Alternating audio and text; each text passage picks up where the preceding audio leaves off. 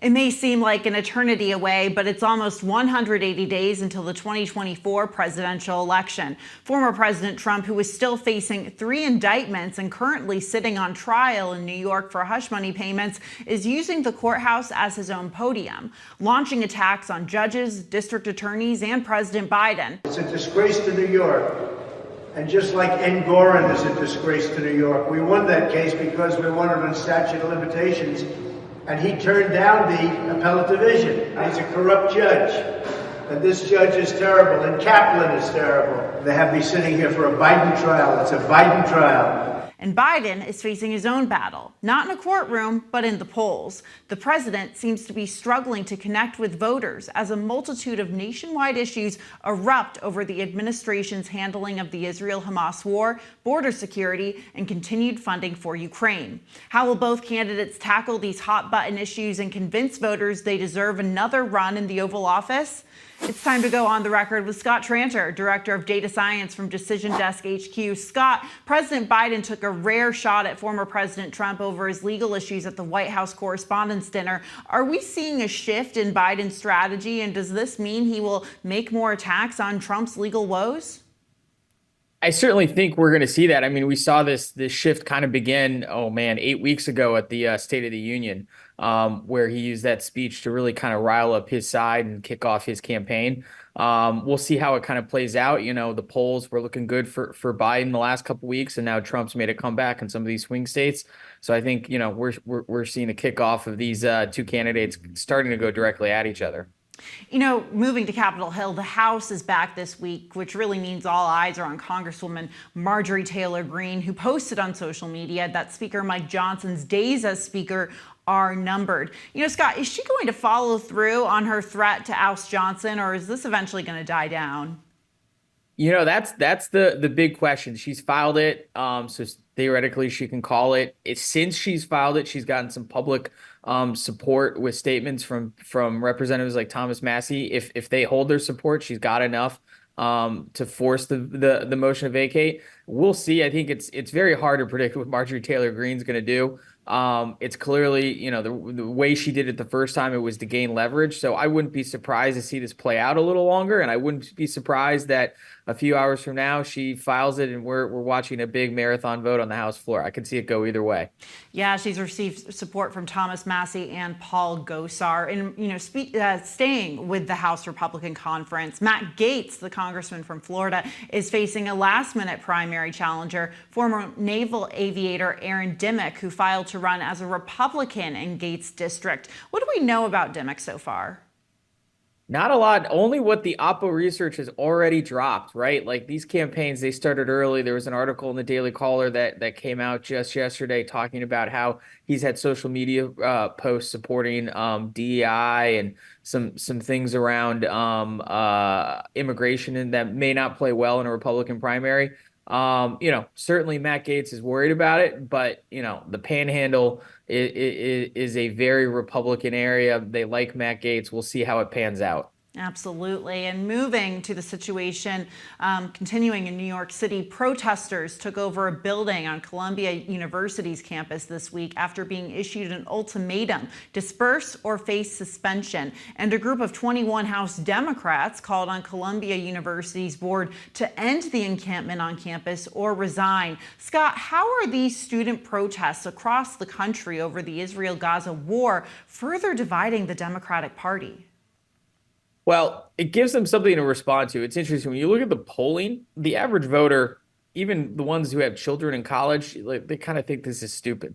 You know, they have some opinions about it. But this is largely doesn't even come near as important as the economy or immigration or anything like that. But what does force you know, Democrat elected members of Congress and the Senate do is to comment on it and take a position, and they're clearly divided on it, and it's eating up the news cycle. So it's not a good thing for them to be talking about, because it's a no-win situation, and all the news reports just look like it's chaos and people are wondering what's going on. Moving to Texas, Texas Attorney General Ken Paxton just filed a lawsuit over the Biden administration's Title IX rule that expands transgender student protections. Recently, Florida Governor Ron DeSantis slammed the announcement, vowing to fight. Scott, will this boil over into the national spotlight and become a major campaign issue? It seems like this issue, along with the student protests over the Israel-Gaza war, are the two key cultural issues at this time. They certainly are. It's interesting. You mentioned Florida and Texas. It's an issue in the West Virginia governor primary race, probably a race not a lot of people are paying attention to. It's an issue in local school districts around the country, especially up in Wisconsin, Pennsylvania, where we recently saw some local elections around this. I certainly see it playing a role either in ballot initiatives, local school board, local mayor, local governor elections, and I don't see a way where it isn't brought up nationally, and you can see Donald Trump or Joe Biden taking opposing positions on this and really making it an issue, even though it's primarily it's a gubernatorial, it's a local school board issue, it's a local issue at that. But it is salient.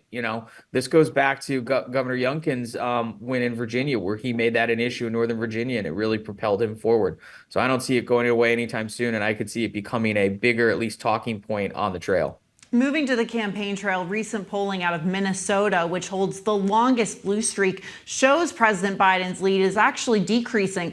What's behind the latest numbers, and could Trump make some headway in this state?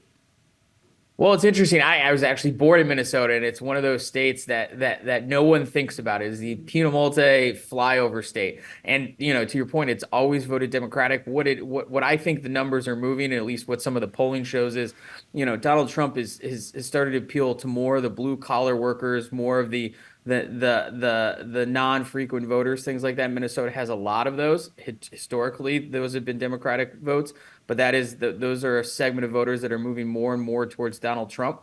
And the Trump campaign has said that they are spending money and they're going to spend some time there. So we'll see what happens as that goes forward. I still tend to think Minnesota will be a Joe Biden state at the end of the day, but Donald Trump has managed to put Michigan in play too. So we'll see where it all ends up. Yeah, Minnesota also home to one of those uncommitted votes over the Israel-Gaza war.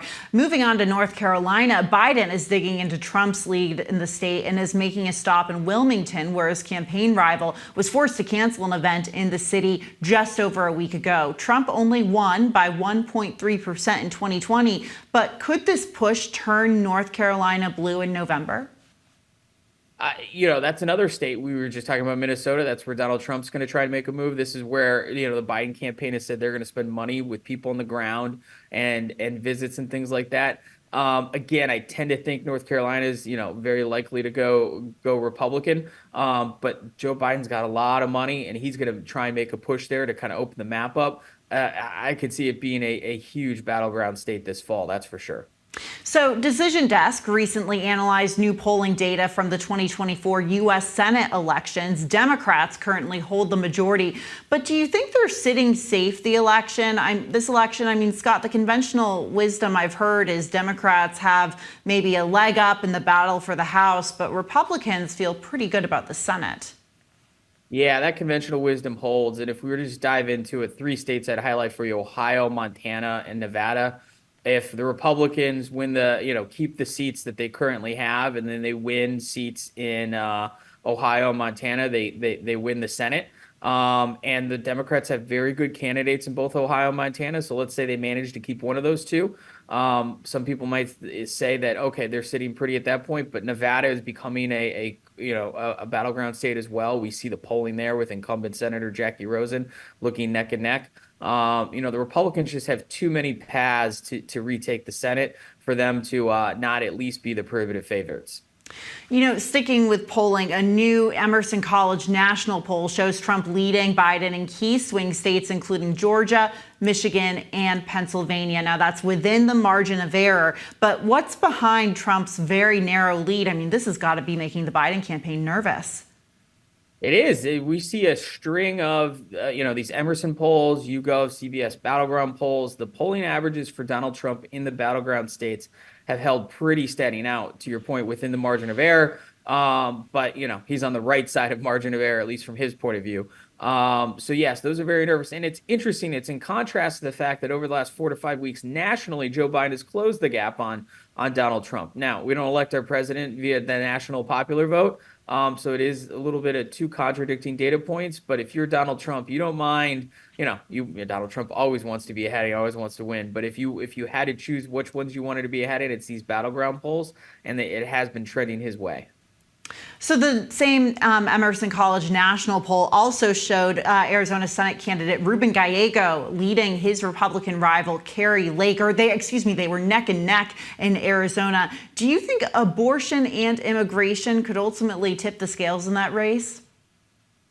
Yes. Short answer is certainly the abortion issue. You can see this play out in the state legislature. I believe last week in the state Arizona State House, they voted a ban in. It's got to go to the Senate, and then the governor's going to sign it. You can see Republicans, switching sides on that vote, things like that. Obviously, it's one of those issues that no one had thought it was going to be a big state issue a few months ago, but that Arizona State Supreme Court did. And it is dominating the headlines not only in Arizona but nationally. And both candidates are going after. And then Arizona is also an immigration state, and we know nationally immigration is a top 2 issue, and it certainly has been in Arizona. So yes, this race is going to be decided on those 2 issues, and you can also see it in how these candidates are talking on the trail. Both of them, that's pretty much all they're talking about. Lots of new polling out today. Scott Tranter, thanks as always for helping us break it down. Thanks for having me. And that's it for What's America Thinking. Come back next week. Be sure to like, share, and subscribe to the Hills YouTube channel. And we want to hear from you. Leave your comments and let us know what's on your mind.